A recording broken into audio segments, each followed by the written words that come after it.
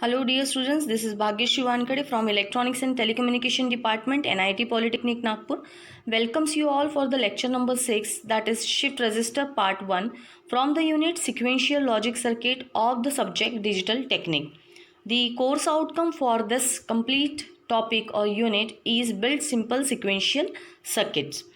Learning outcome means after completion of this topic of shift register, you will be able to understand the concept of shift register and its need, understand the classification of shift register and understand the working of shift register with truth table.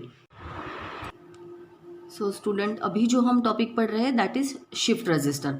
आप सभी लोगों को पता है कि हमने number of flip flops पढ़े, जैसे एसआर फ्लिप फ्लॉप पढ़ा, जेके फ्लिप फ्लॉप पढ़ा, मास्टर स्लेव, उसके बाद में टी फ्लिप फ्लॉप पढ़ा, डी फ्लिप फ्लॉप पढ़ा.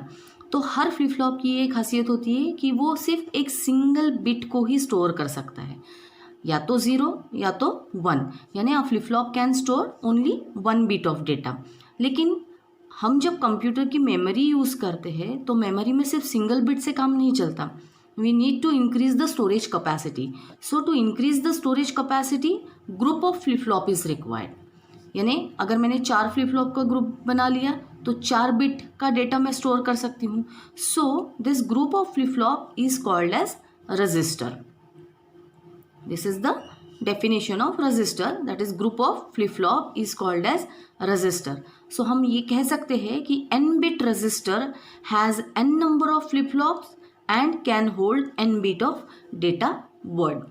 तो इससे मतलब हमें पता चलता है कि कोई भी n बिट का रजिस्टर जो है, सपोज वो 3 बिट है तो 3 बिट का रजिस्टर 3 फ्लिप फ्लॉप्स से बनता है और it can hold 3 bit of data. 5 bit वाला रहेगा तो 5 बिट का register 5 number of flip flops की ज़रूरत लगेगी और 5 बिट का डेटा वो होल्ड कर सकता है. अब ये देखिए कि रजिस्टर का क्लासिफिकेशन किस टाइप से किया जाता है. सो classification of register is totally depend कि बिट किस टाइप से एंटर हो रहे हैं फ्लिप फ्लॉप में और किस टाइप से वो बाहर निकल रहे हैं. अगर वो सीरियली एंटर हो रहे हैं, एक के बाद एक, एक के बाद एक, एक के बाद एक, और सीरियली ही आउट हो रहे हैं तो उसको कहा जाता है सीरियल इन सीरियल आउट, यानी सीसो. उसके बाद ऐसा भी हो सकता है कि वो सीरियली एंट्री हो रहे हैं लेकिन पैरेलली आउट निकल रहे हैं, सो उसको कहा जाता है serial in parallel out, that is सीपो. हो सकता है कि डेटा पैरेलली इन हो और सीरियली आउट हो, एक साथ डेटा लोडिंग हो रहा है लेकिन निकलते वक्त वो सीरियली निकल रहा है. और लास्ट टाइप हो सकता है कि पैरेलल इन पैरेलल आउट, इसका मतलब डेटा पैरेलली जा रहा है और पैरेलली ही निकल रहा है. देखिए स्टूडेंट्स, शिफ्ट रजिस्टर हम किसी भी फ्लिप फ्लॉप से बना सकते हैं, यानी एसआर फ्लिप फ्लॉप से बना सकते हैं, जेके से बना सकते हैं, टी से बना सकते हैं या डी से बना सकते हैं. लेकिन स्पेशली डिले फ्लिप फ्लॉप का यूज़ क्या था कि जो इनपुट होता है वही उसमें आउटपुट होता है. इसका मतलब डेटा सिर्फ शिफ्ट हुआ है from input to output. So basic component of shift register is D type of flip flop. इसलिए सारे शिफ्ट रजिस्टर्स ये D type of flip flop से ही बनाए जाते हैं. स्टूडेंट, अभी हम प्रॉपर डेफिनेशन देखेंगे शिफ्ट रजिस्टर की. अब रजिस्टर तो पता चल गया हमको कि number of group of flip flop is nothing but register. लेकिन उसको शिफ्ट रजिस्टर क्यों कहा गया है? शिफ्ट का मतलब डेटा शिफ्ट होना चाहिए from one flip flop to another flip flop. लेकिन वो कब होना चाहिए? एक फ्लिप फ्लॉप से दूसरे फ्लिप फ्लॉप तक जाने के लिए कुछ ना कुछ तो ऐसी चीज़ होनी चाहिए कि वो पहले फ्लिप फ्लॉप से दूसरे फ्लिप फ्लॉप में जाए, दूसरे से तीसरे फ्लिप फ्लॉप में जाए. तो उसको उस डेटा को ट्रांसफ़र करने के लिए हेल्प करता है हमारा clock pulse. With the help of clock pulse, चाहे वो फिर पॉजिटिव एज के साथ हो, पॉजिटिव लेवल के साथ हो, निगेटिव एज के साथ हो या निगेटिव लेवल के साथ में, जिस टाइप में हमको वो फ्लिप फ्लॉप को एक्टिवेट करना है, सपोज पॉजिटिव एज पे करना है तो हर पॉजिटिव एज पे डेटा शिफ्ट होते जाएगा. सो हम प्रॉपर डेफिनेशन देखेंगे. The binary data in register can be moved within the register from one flip flop to other. हमको ये तो पता चल गया कि फ्लिप फ्लॉप जो होते हैं, नंबर ऑफ फ्लिप फ्लॉप्स होते हैं एक रजिस्टर में, तो एक फ्लिप फ्लॉप से दूसरे फ्लिप फ्लॉप में डेटा हमारा मूव होता है या बाहर तक भी आता है और टू आउटसाइड. लेकिन वो विद द हेल्प ऑफ और with the application of clock pulse. अगर वो movement of the data is with the help of clock pulse है, और ऐसे रजिस्टर को ही शिफ्ट रजिस्टर कहा जाता है, जो कि डेटा का movement with the help of clock pulse करता है। ऐसे रजिस्टर को ही शिफ्ट रजिस्टर कहा जाता है। The register which allow this is called as shift register. This का मतलब ये पूरी जो एक्शन है means movement of data from one flip flop to another और to the outside with the help of clock pulse. Such kind of registers are called as shift register. अब हमारे पास 4 टाइप के शिफ्ट रजिस्टर है, serial in serial out, serial in parallel out, serial parallel in serial out and parallel in parallel out. तो हम अभी यहाँ पे आज के ये टॉपिक में हम 2 टाइप के रजिस्टर्स पढ़ने वाले हैं, that is serial in serial out and serial in parallel out. अब देखिए स्टूडेंट्स, यहाँ पे सबसे पहले मैंने पहला टाइप लिया है सीरियल इन सीरियल आउट, और हमें पता है कि serial in serial out shift register बनाने के लिए हमें डी टाइप के फ्लिप फ्लॉप का यूज़ करना है। सो यहाँ पे मैंने 4 फ्लिप फ्लॉप लिए हैं, 4 D type of flip flop. इसका मतलब ये फ्लिप फ्लॉप्स कितने बिट को होल्ड कर सकता है, 4 बिट के डेटा को, इसीलिए इसको कहा जाता है 4 bit serial in serial out shift register. अब ये सीरियल इन और सीरियल आउट कैसे बनता है? सीरियल इन का मतलब डेटा अगर यहाँ से एंटर हुआ तो यहाँ से यहाँ जाना चाहिए, यहाँ से यहाँ, यहाँ से यहाँ, और सीरियल आउट यानी यहाँ से बाहर निकलते आना चाहिए। यहाँ का डेटा यहाँ जाएगा, यहाँ का डेटा यहाँ जाएगा, यहाँ का डेटा यहाँ, और यहाँ से डेटा बाहर आएगा, यानी सीरियली ही वो आउट होते जाएगा। लेकिन वो डेटा कब कब एंट्री करेगा वो किस पे डिपेंड करता है? इस क्लॉक पल्स पे। अब देखिए यहाँ पे मैंने एक पहला फ्लिप फ्लॉप लिया है जिसका नाम दिया मैंने flip flop 3, flip flop 2, flip flop 1, flip flop 0। तो फ्लिप फ्लॉप 0 में input D0 output Q0, flip flop 1 में input D1 output Q1, flip flop 2 में इनपुट D2 आउटपुट Q2, और फ्लिप फ्लॉप 3 में इनपुट D3 और आउटपुट Q3। अब देखिए suppose मैंने इस D3 में इनपुट दिया और उसका नाम दिया D in। अब D in की वैल्यू या तो 1 हो सकती है या तो 0 हो सकती है, यानी हम यहाँ से डेटा एंट्री करेंगे। यहाँ का जो आउटपुट आएगा वो किस में जाना चाहिए? नेक्स्ट वाले इनपुट में जाना चाहिए। फिर नेक्स्ट वाले का आउटपुट जो रहेगा वो तीसरे वाले के लिए इनपुट बनेगा, और नेक्स्ट वाले का आउटपुट चौथे वाले के लिए इनपुट बनेगा, और फाइनली यहाँ से जो डेटा आएगा वो हमारा सीरियल आउटपुट रहेगा, सीरियल आउटपुट। लेकिन यहाँ का डेटा यहाँ कब आता है? हमें पता है कि जब जब क्लॉक पल्स अप्लाई होती है, पूरा खेल क्लॉक पल्स का है। जब जब क्लॉक पल्स अप्लाई होगी तो ही इनपुट का डेटा यहाँ पे आउटपुट पे आएगा। इसका जो आउटपुट रहेगा वो सेम इसका इनपुट है, तो इसका इनपुट का आउटपुट कब आएगा? जब नेक्स्ट वाला क्लॉक पल्स आएगा। अब देखो यहाँ पे मैंने कौन सा क्लॉक यूज़ किया है, आप गेस कर सकते हैं, मैंने पढ़ा चुकी हूँ आप लोगों को। व्हेनेवर एरो इज़ देयर इसका मतलब वो एज है, बबल लगा है इसका मतलब वो निगेटिव एज है, और यहाँ पे लगा हुआ एक लाइन यानी निगेटिव एज ट्रिगर्ड वाला क्लॉक। अब ये सारे क्लॉक हम एक दूसरे के साथ कनेक्ट कर लेंगे ताकि पूरे फ्लिप फ्लॉप को एक साथ ही क्लॉक पल्स मिलेगी, और ये जो है ये हमारा है क्लॉक। अब क्लॉक देखिए मैं कैसे ड्रॉ कर रही हूँ, from negative positive negative positive negative positive, और यहाँ पे निगेटिव एज है इसका मतलब हमें मार्क करना है ये वाला पोर्शन, यानी जैसे ही पहला निगेटिव एज आएगा यहाँ का डेटा यहाँ आएगा, जैसे सेकंड वाला निगेटिव एज आएगा यहाँ का डेटा यहाँ चला जाएगा, थर्ड वाला निगेटिव आएगा यहाँ का डेटा यहाँ आएगा, और फोर्थ वाला निगेटिव एज आएगा तब यहाँ का डेटा आउट बाहर हो जाएगा। इसका मतलब क्लॉक पल्स जैसे जैसे आगे बढ़ती जाएगी वैसे वैसे हमारा डेटा भी शिफ्ट होते जाएगा, because this flip flops are design for negative edge triggered. Negative edge trigger का मतलब जब जब निगेटिव एज आएगा तभी तभी ये काम करना शुरू करेगा। सो आपको इससे पता चल गया है अभी कि how to draw a serial in serial out with a very easy method by using D type of flip flop by connecting all the clocks with the negative edge triggered with a common clock, और यहाँ पे हमको clock design करना है। अब इसका operation समझने के लिए हमें इसका ट्रुथ टेबल समझना ज़रूरी है, तो मैं यहाँ पे अभी आपके सामने ट्रुथ टेबल ड्रॉ करती हूँ और आपको अंडरस्टैंड करवा के देती हूँ। अब देखिए ये 4 bit serial in serial out के ऑपरेशन को समझने के लिए हमें इस टाइप से ट्रुथ टेबल ड्रॉ करना ज़रूरी है, जिसमें सबसे इम्पॉर्टेंट चीज़ है क्लॉक। यहाँ पे मैंने क्लॉक ड्रॉ किया है, फिर उसके बाद डी इन दिया है। D in is nothing but D3, क्योंकि डी इन D3 के साथ कनेक्टेड है, तो D in is nothing but D3। अब यहाँ पे देखिए Q3 की ही वैल्यू D2 की वैल्यू बनने वाली है, इसलिए Q3 is equal to D2। फिर Q2 की वैल्यू ही D1 है, क्योंकि एक दूसरे के साथ कनेक्टेड है, तो Q2 is equal to D1। और लास्ट में Q1 is equal to D0 है, तो Q1 D0, और फाइनली ये हमारा आउटपुट आने वाला है 0।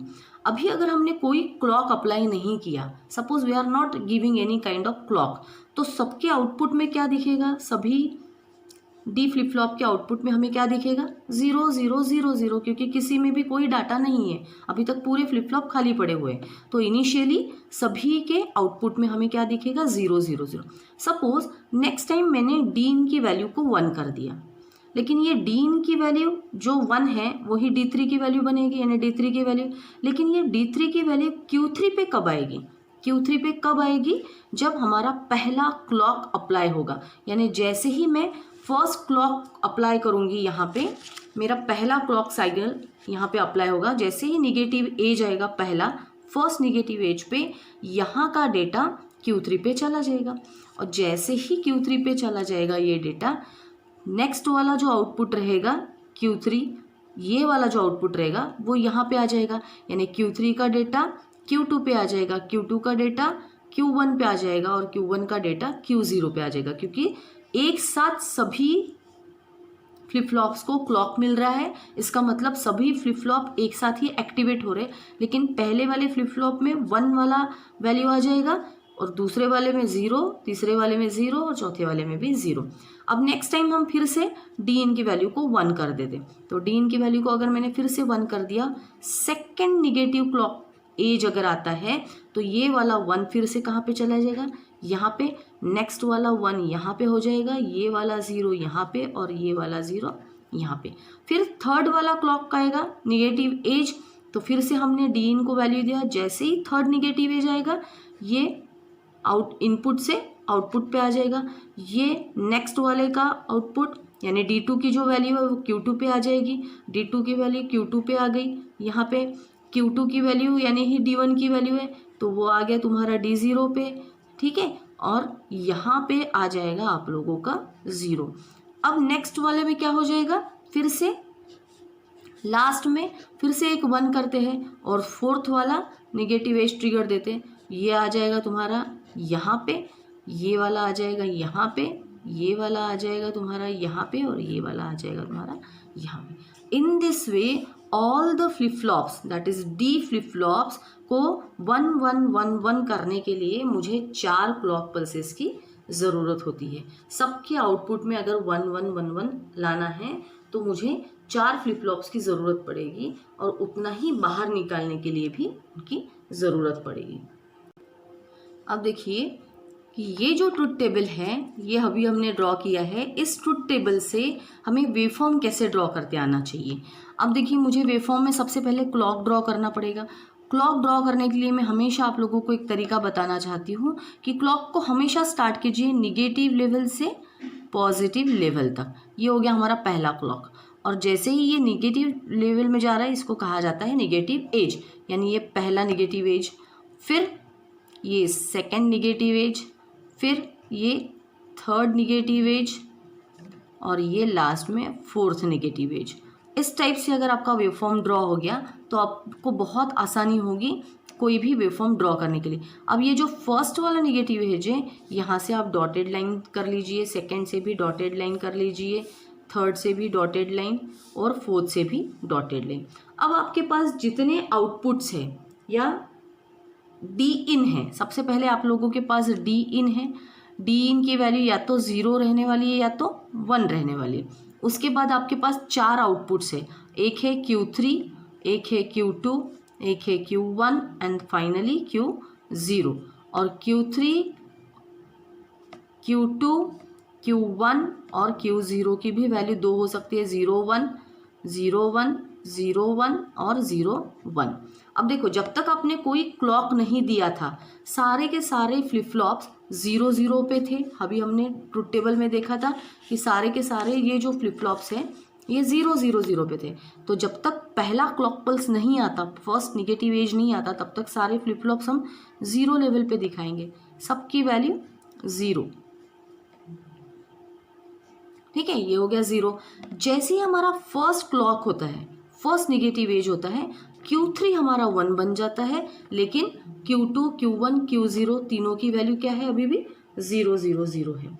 इसीलिए यहाँ पे देखिए, जैसे ही फर्स्ट निगेटिव एज आएगा, हमने क्या किया था, डी इन को भी 1 कर दिया था, और 1 हमेशा के लिए ये 1 ही है अभी, है ना। तो जैसे ही पहला क्लॉक पल्स आएगा, Q3 हमारा 1 हो जाएगा, तो Q3 1 पे चला जाएगा, और बाकी लेकिन अभी भी ये 1 पे है, तो नेक्स्ट वाला क्लॉक आने तक ये 1 पे ही रहेगा। नेक्स्ट वाले क्लॉक आने तक ये दोनों, ये तीनों भी 0 0 पे ही है। जैसे ही नेक्स्ट वाला क्लॉक आएगा, सेकेंड वाला क्लॉक, Q3 भी 1 पे है और Q2 भी 1 पे है, तो Q3 तो 1 पे है, तो ये Q3 नेक्स्ट वाले क्लॉक तक 1 पे, लेकिन ये अभी 1 पे चला जाएगा, ये भी 1 पे रहे, लेकिन ये दोनों भी अभी भी 0 पे है। जैसे ही थर्ड वाला क्लॉक होगा, वैसे ही Q3 फिर से 1 है ना। थर्ड वाले क्लॉक के बाद Q3 1 है, Q2 1 है और Q1 भी 1 है, तो Q3 1 है तो 1 पे ही रहेगा। फोर्थ आने तक Q2 भी 1 है तो 1 पे ही रहेगा, और Q1 जो 0 था अभी वो 1 हो जाएगा, और नेक्स्ट वाले तक, लेकिन ये जो Q0 था ये 1। जैसे ही फोर्थ क्लॉक पल्स आ जाएगा, ये 1 ही रहेगा, नेक्स्ट वाले क्लॉक पल्स तक ये भी 1 रहेगा, ये भी 1 रहेगा, और ये 0 से 1 पे जाके ये भी 1। यानी फोर्थ क्लॉक पल्स के बाद ये चारों Q3 Q2 Q1 and Q0 चारों 1 1 1 पे जाने चाहिए, 1 1 1 1 पे जाने चाहिए। तो इस टाइप से हम वेवफॉर्म भी ड्रॉ कर सकते हैं। सो फाइनली हम यहाँ पे कंक्लूड कर सकते हैं सीरियल इन सीरियल आउट को, कि n number of clock pulses are required to store n bit of word using SISO. यानी जितने बीट का वर्ड हमें एंटर करना है, जितने बीट का डेटा हमें एंटर करना है, उतने ही नंबर ऑफ क्लॉक पल्सेस की ज़रूरत हमें सीरियल इन सीरियल आउट में होती है। अब हम देखेंगे कि सीरियल इन पैरेलल आउट को कैसे डिज़ाइन किया जाता है। It is exactly similar to the serial in serial out, सिर्फ पैरेलल आउट के लिए हमें क्या छोटा सा चेंज करना है डायग्राम में, वो मैं बताने जा रही हूँ। अब देखिए, मैं यहाँ पे डायग्राम ड्रॉ कर रही हूँ सीरियल इन पैरेलल आउट का। तो सीरियल इन पैरेलल आउट में इनपुट तो सीरियल ही जाना चाहिए, लेकिन आउटपुट पैरेलल ही दिखने चाहिए हम लोगों को। तो हमने जो डायग्राम ड्रॉ की थी सीरियल इन सीरियल आउट की, 4 बीट का डेटा एंट्री करना है, तो मुझे 4 बीट वाला सीरियल इन लगेगा। तो यहाँ पे भी मैं 4 बीट का ही serial in parallel out draw कर रही हूँ। तो यहाँ पे D3 Q3, तो ये बनेगा मेरा फ्लिप फ्लॉप नंबर 3। यहाँ पे D2 Q2, ये मेरा flip flop number 2। Flip flop 1 करना है तो D1 और Q1, फ्लिप फ्लॉप 0 करना है तो D0 और यहाँ पे Q0। Q इंडिकेट्स आउटपुट और D इंडिकेट्स इनपुट। यहाँ पे मैं इनपुट दे रही हूँ D इन का डेटा D3 में जाएगा, इसका जो आउटपुट रहेगा नेक्स्ट के लिए इनपुट, इसका जो आउटपुट रहेगा नेक्स्ट के लिए इनपुट, और इसका जो आउटपुट रहेगा वो नेक्स्ट के लिए इनपुट, और यहाँ से डेटा हम बाहर ले रहे Q0। ये तो पता था आप लोगों को, this is negative edge triggered, this is negative edge triggered. Clock को मैंने जिस टाइप से ड्रॉ किया है उससे आप इंडिकेट कर सकते हैं कि दिस इज़, है ना, जज करने के लिए कि this is negative edge trigger. और सभी क्लॉक्स एक दूसरे के साथ कनेक्ट करके यहाँ पे हमने क्लॉक कर दिया, और क्लॉक को ड्रॉ करने का तरीका भी बता दिया मैंने। This is negative, this is negative, this is negative. अब ये तो सेम डायग्राम बन गई हमारे सीरियल इन सीरियल आउट, क्योंकि सीरियली डेटा जा रहा था और सीरियली बाहर निकल रहा था। लेकिन पैरेलल आउट का मतलब क्या है, एट अ टाइम चारों फ्लिप फ्लॉप्स के आउटपुट हमें दिखने चाहिए। तो यहाँ से तो एक आउटपुट यहाँ दिख रहा है, अगर मैंने Q1 को यहाँ से ही बाहर निकाल लिया तो ये डाटा मुझे Q1 की वैल्यू देगा। Q2 को यहाँ से अटैच करके मैंने बाहर निकाल लिया तो ये मुझे Q2 की वैल्यू देगा, और Q3 को यहाँ से वायर एक लेके मैंने Q3 बाहर कर दिया तो Q3 यहाँ मिलेगा। इसका मतलब एंट्री तो सीरियली हो रही है, लेकिन आउट मैंने चारों एक साथ निकाले, इसलिए इनको पैरेलल आउट कहा जाता है। तो this is serial in parallel out of shift register which is of 4 bit. और जितनी clock pulses serial in serial out को लगती थी लोड होने के लिए, उतनी ही clock pulses serial in parallel out को लगती है डेटा को लोड करने के लिए, क्योंकि ये सीरियली इन हो रहा है। ठीक है, rest of the truth table और वेव फॉर्म बिल्कुल सेम है जैसी हमने यहाँ पे ड्रॉ की थी, ठीक है। स्टूडेंट्स, आप सभी को पता है कि मीनिंग ऑफ पीओ क्या होता है। PO means program outcomes, means हमारा डिप्लोमा कंप्लीट होने के बाद जो हमें एमएसबीटी ने कहा गया है कि हमें 10 पॉइंट्स, जो 10 पीओज डिज़ाइन करके दिए प्रोग्राम आउटकम्स, वो हमने फुलफिल करने चाहिए। तो ये जो हमारा कोर्स आउटकम है that is build simple sequential logic circuit, क्या ये 10 पीओज को सेटिस्फाई करता है या नहीं, उसको हमें सीओ पीओ मैपिंग कहते हैं। तो this CO4 that is build simple sequential circuit, ये 10 में से 8 पीओज को सेटिस्फाई करता है, that is PO1, PO2, PO3, PO4, PO7, PO8, PO9 and PO10. So we can summarize this topic. After completion of this topic, I hope you understand the concept of shift register. What do you mean by resistor? Resistor is nothing but a group of flip-flop. उसमें data entry करने के तरीके से और data को out करने के तरीके से ही उसे शिफ्ट रजिस्टर कहा गया है। फिर कितने नंबर ऑफ फ्लिप फ्लॉप्स लग सकते हैं 4 बिट को बनाने के लिए, 3 बिट को बनाने के लिए, या n बिट को कंस्ट्रक्ट करने के लिए। उसके बाद कौन सा फ्लिप फ्लॉप हम यूज़ करते हैं शिफ्ट रजिस्टर्स को स्पेशली डिज़ाइन करने के लिए, तो वो होता है D type of flip flop. वो SR फ्लिप फ्लॉप से भी डिज़ाइन हो सकता है, JK से भी हो सकता है, T से भी हो सकता है और D से भी हो सकता है, लेकिन specially we are using D because delay flip flop represent the output exactly equals to input. We have gone through the working of serial in, serial out and serial in, parallel out with the truth table and waveform also. So student, thank you so much for watching this video very carefully, and we will continue the next lecture with the shift register part 2. Thank you.